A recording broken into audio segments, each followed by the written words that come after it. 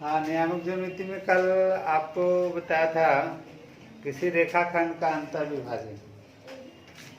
अंतर्विभाजन जो विभाजन करने वाले बिंदु हैं उसका नियामक कैसे हम ज्ञात करेंगे, ये बताया था कल।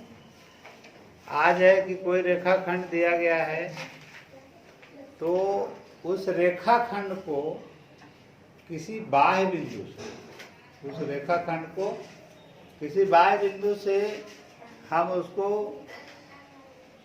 विभाजित करेंगे किसी दिए गए अनुपात में, तो उस बिंदु का निर्देशांक क्या होगा, नियामक क्या होगा, ये आज आपको निकालना है। जैसे कल मैंने एक रेखाखंड पढ़ा था, उसके अंदर में एक बिंदु दिया था, उसका नियामक ज्ञात किया था। आज एक रेखा है ए और बी, देखिए यहाँ तक ए बी रेखा है और इस रेखा का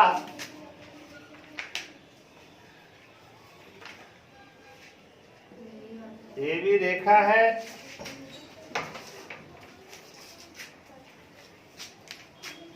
और इस रेखा का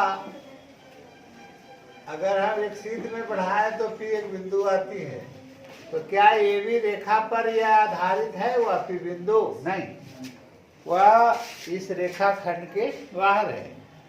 तो ए बी का मान लिया कि ए का नियामक आपका x1/1 है, बी का नियामक x2/2 है और फिर माना कि पी का नियामक जो बाह्य बिंदु है उसका नियामक xy है, जो आपको यहाँ डिटेल्स में लिख भी दिया है। कहता है कि ए बी रेखाखंड को बाह्यतम विभाजन करती है। बाह्यतम विभाजन और अंतर विभाजन में देखिए दोनों में क्या फर्क है। तो यहाँ से इस पे लंब डाले हैं और यहाँ से इसी रेखाखंड पे लंब डाले, जो बाह्य बिंदु है वो जो उसको लंब खींचे है एक्स रेखा पर, उसी पर लंब खिंचाएगा ये दोनों। और तब ऐसी हालत में ये जो दूरियां हैं, जो दूरी निकालने के लिए कल मैं बताया था सभी ओ से ही निकाली जाती हैं, तो OM का मान कैसे निकालेंगे?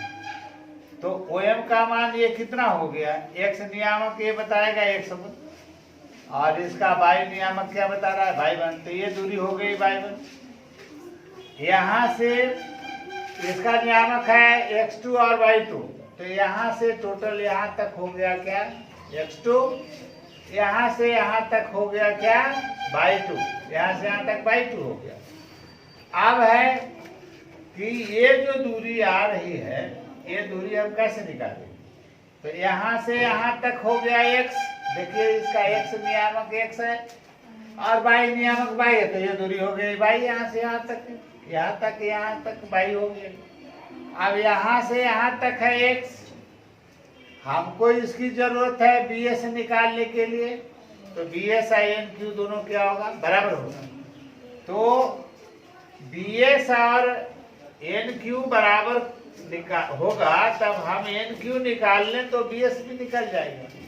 तो NQ निकालने के लिए हम OQ में से घटा देंगे, किसको, OQ में से, यहाँ से लेके यहाँ तक OQ हुआ और यहाँ से यहाँ तक ON हुआ, तो ये हो गया पूरा x और यहाँ तक हो गया x2, मतलब x में से x2 को घटा दे तो हमारा NQ निकल जाएगा। जितना NQ निकलेगा वह कितना हो जाएगा, BS के बराबर हो जाएगा। अब ये एक भुजा ये है AR, इसको कैसे निकालेंगे, तो OX में से OM को घटाएंगे, तो OX हो गया x और OM हो गया x1, मतलब ये पूरी दूरी MQ के बराबर होगा AR, और ये कितना के बराबर होगा, तो x माइनस x1 के बराबर होगा। अब जरा आप एक बात आओ समझे, यहाँ तक की दूरी क्या है y2 और ये पूरी दूरी क्या है y, तो ये जो दूरी बचेगी ये क्या y माइनस y2 होगा। जरा ध्यान से देखिएगा जरा इसको, क्या ये y माइनस y2 होगा या नहीं, ये पूरी यहाँ जितना दूरी bn का है उतना ही दूरी होगा ना sq का। तो जितना दूरी bn का होगा उतना ही होगा sq का। तो bn बराबर कितना है बाई 2। तो ये भी दूरी हो गया बाई 2। तो पूरा है दूरी बाई में से हम बाई 2 को क्या करेंगे घटा देंगे, तो ये PS के बराबर हो जाएगा। अब फिर हमको जरूरत है इस भुजा का PR का जरूरत है। तो आप समझ सकते हैं जितना दूरी ये होगा उतना ही दूरी ये है। AM के बराबर कितना है बाई है। तो हम पूरी दूरी बाई है और बाई में से अगर इसको घटा दें तो ये पूरी दूरी निकल जाएगी कितना बाई माइनस बाई 1। बात समझ में आ गया ना। अब ये दोनों को समरूप करेंगे। कौन कौन त्रिभुज लेंगे APR दिखाई दे रहा है APR ये है ना, ये बड़ा वाला त्रिभुज लेंगे और एक छोटा त्रिभुज लेंगे BPS। ये दोनों समरूप हैं। तो जब दोनों समरूप होगा तो उसकी भुजाएं क्या हो जाएगी समानुपाती। तो वही लिखा AP बटा BP।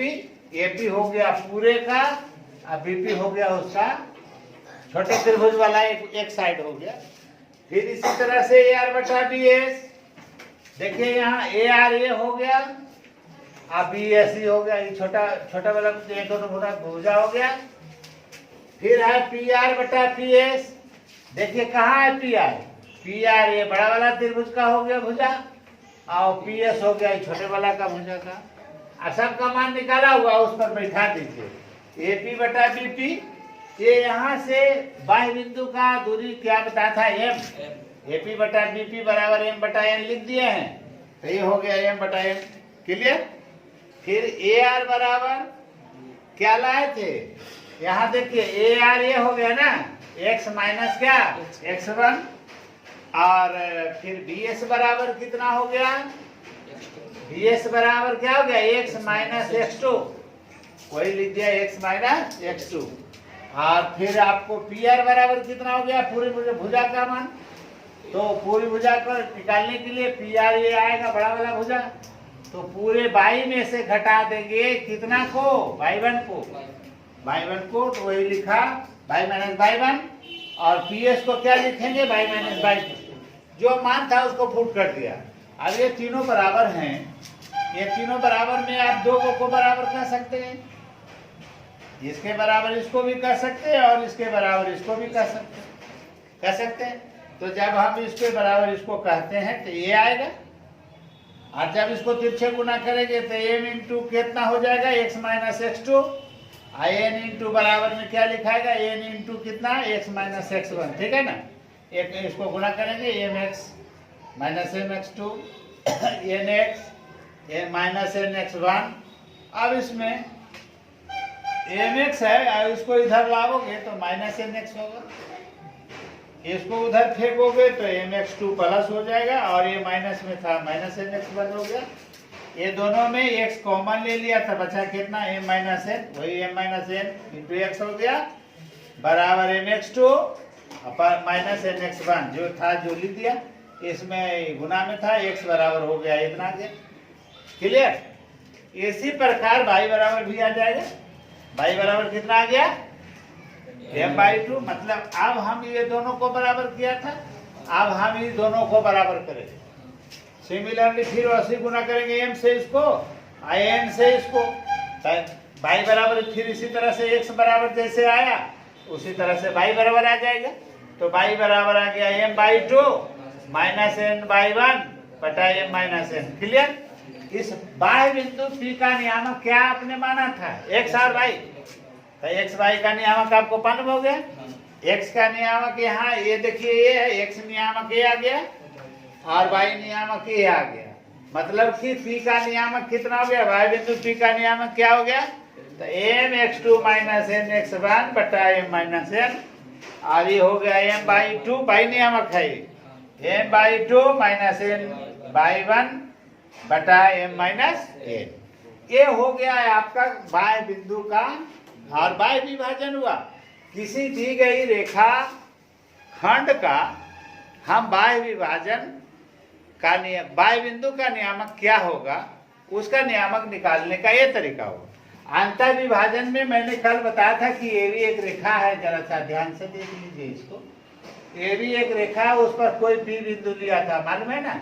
इसको लिखा था x1/1, इसको लिखा था x2/2 और इसको लिखा था x/, याद है। अब इसका हम नियामक कल निकाला था, क्योंकि ये भी रेखाखंड का अंतर विभाजन था।